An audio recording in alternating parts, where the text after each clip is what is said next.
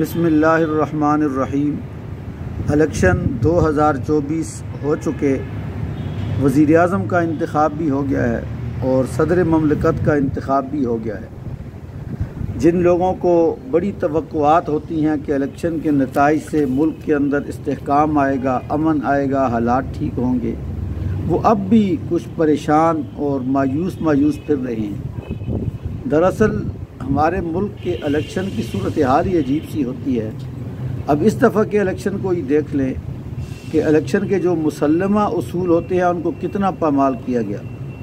سب پارٹیوں کو یکساں موقع فراہم کرنا نہیں کیا گیا، سب پارٹیوں کے ساتھ برابر کا سلوک کرنا نہیں کیا گیا۔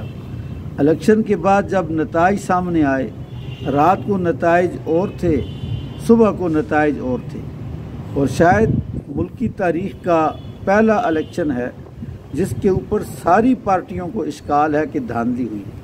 وہ جو پارٹی جیتی ہوئی ہے وہ بھی دھاندلی مانتی ہے، اور جو پارٹی ہاری ہوئی ہے وہ بھی دھاندلی مانتی ہے۔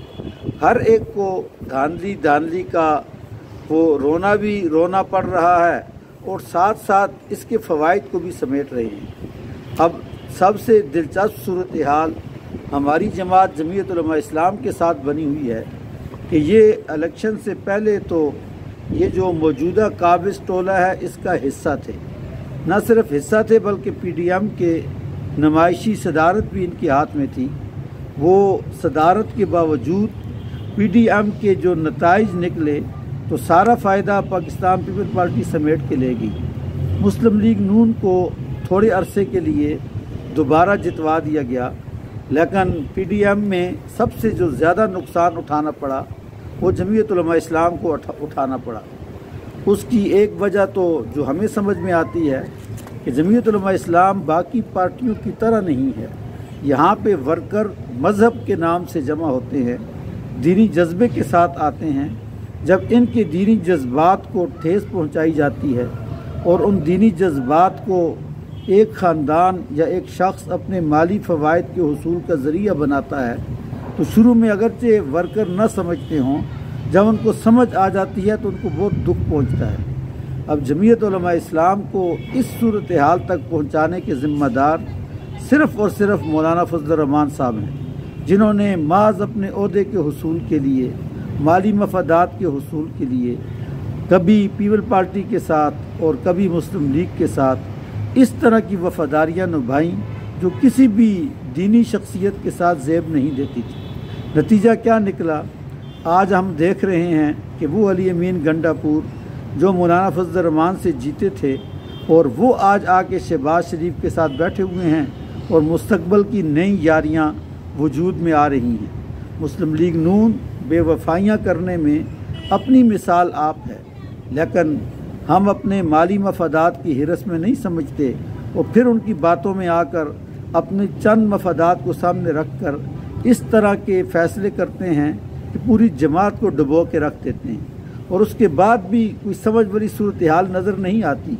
ایک طرف تو ہمارا موقف یہ ہے کہ اس الیکشن میں دھاندلی ہوئی، یہ پارلیمنٹ جعلی ہے، اور دوسری طرف موقف یہ ہے کہ پارلیمنٹ میں جائیں گے ضرور۔ حالانکہ 2018 میں دعویٰ یہ ہے کہ اس سے دھاندلی کم تھی۔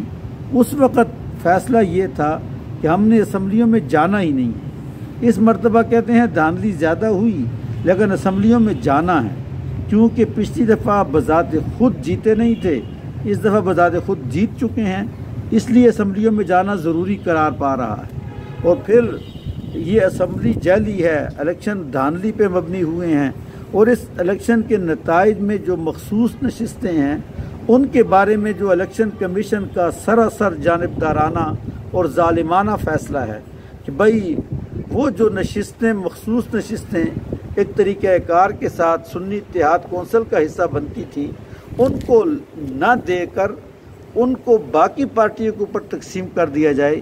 اس چھینا جھپٹی میں ہمارے مولانا صاحب اور ان کے ساتھی پوری طرح شریک ہیں۔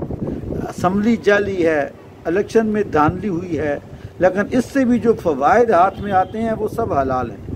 اب اس کے لیے دلائل دے کر مخصوص نشستوں کو ناجائز طریقے سے ہڑپ کرنے کی کوشش بھی کی جا رہی ہے، اور ساتھ ملک میں تحریک چلانے کی دھمکیاں بھی دی جا رہی ہیں۔ میرے خیال میں ہمارے مذہبی ساتھیوں کی آنکھیں کھل جانی چاہیے۔ مذہب کے ساتھ اس طرح کا کھلواڑ کرنا، اس کو اپنے مالی مفادات کا ذریعہ بنانا، یہ انتہائی خطرناک نتائج کا ذریعہ بنتا ہے۔ دوسری پارٹیاں بھی یہی کچھ کر رہی ہیں، لیکن دوسری پارٹیاں کم از کم مذہب کو اس مقصد کے لیے استعمال نہیں کر رہی۔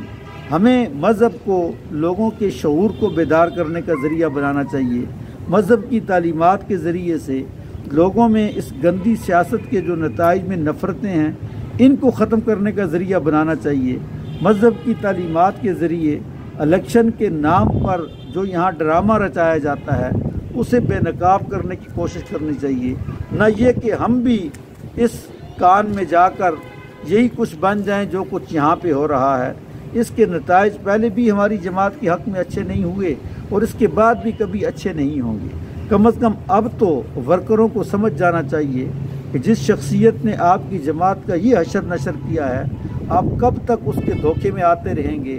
وہ کبھی ان کے نزدیک موروثیت سنت قرار پا جاتی ہے اور کبھی اس کے خلاف بات کر رہے ہوتے ہیں، کبھی الیکشن کے پورے نظام کے اوپر اعتراض ہو رہا ہوتا ہے، کبھی اس کو ملک کے مسائل کا حل قرار دینے کے لیے جمہوریت کے حق میں ایسے ایسے دلائل تراشے جاتے ہیں جو کسی کے وہم و گمان میں بھی نہیں آتے۔ اس لیے میرے خیال میں سنجیدگی کے ساتھ ہمارے ورکروں کو، دوستوں کو سوچنا چاہیے کہ ہماری جماعت کا وہ تربیتی نظام کہاں گیا جہاں کارکنوں کو بتایا جاتا تھا کہ ہمارے اکابر کی سوچ کیا ہے، اور وہ مذہب کو سیاست میں بطور کاز استعمال کرتے ہیں یا بطور کارڈ استعمال کرتے ہیں۔ ہم ہر طرح کی فرقہ وارانہ پارٹیوں کو اپنی چھتری فراہم کر دیتے ہیں تاکہ ہماری ضرورت پوری ہو جائے۔ کیا ہمارے اکابر کی یہی سوچ تھی؟ ہمارے اکابر نے تو سیاست کے اندر جتنی رواداری، جتنی وسعت نظری، جتنی وسعت ظرفی کا اظہار کیا تھا، ہم آج اس کے بالکل برعکس صرف مفادات کے حصول کے لیے ہر غلط چیز کی سرپرستی بھی کرتے جا رہے ہیں، ہر غلط پارٹی کے لیے بطور اعلی کار کے استعمال بھی ہوتے جا رہے ہیں۔ اب بھی مسلم لیگ نون والوں کے جتنے اعتراضات پی ٹی آئی والوں پر ہیں، ہم اس کا ذریعہ بنیں گے۔ علی امین کے خلاف درخواست ہم نے دینی ہے، ہر جگہ پہ ہم استعمال ہوں گے اور نتائج صرف ایک شخصیت حاصل کرے گی۔ یہ غلط طریقہ کار ہے۔ کم از کم یہ رمضان المبارک کا جو بابرکت مہینہ ہے، اس پہ اپنے ورکروں کو چاہیے کہ اپنی محنت کے نتائج کے اوپر غور کریں کہ یہ ہمارے ساتھ کیا ہو رہا ہے اور ملک میں آگے کیا ہونے جا رہا ہے۔ ابھی سینٹ کے الیکشن آئیں گے، اس میں دیکھ لیں کہ ہماری جماعت کی طرف سے کن لوگوں کو سینٹ کے لیے منتخب کیا جا رہا ہے۔ کیا وہ ملکی حالات کو جاننے کے ماہر ہیں یا وہ شرعی نصوص کو جاننے کے ماہر ہیں؟ کون سی ان میں مہارت ہے، کون سا ان کا معیار ہے جس کی بنیاد پہ ان کو منتخب کر کے علماء کرام 5 لاکھ علماء کا دعویٰ کیا جاتا ہے، کبھی 15 لاکھ علماء کا دعویٰ کیا جاتا ہے۔ اتنے علماء کی جماعت کے اندر سے سینٹ کے لیے کون سے افراد کو منتخب کیا جا رہا ہے، اس کے پس پردہ مقاصد کیا ہیں، اس کو سمجھنے کی ضرورت ہے تاکہ ہماری محنتیں ضائع نہ ہوں اور ہماری محنتوں کے نتیجے میں قوم کے اندر شعور بیدار ہو، قوم کے اندر مظالم کی کوئی نئی داستان رقم نہ ہو۔ اللہ تعالی ہم سب کو سمجھنے کی توفیق نصیب فرمائے۔ جزاک اللہ۔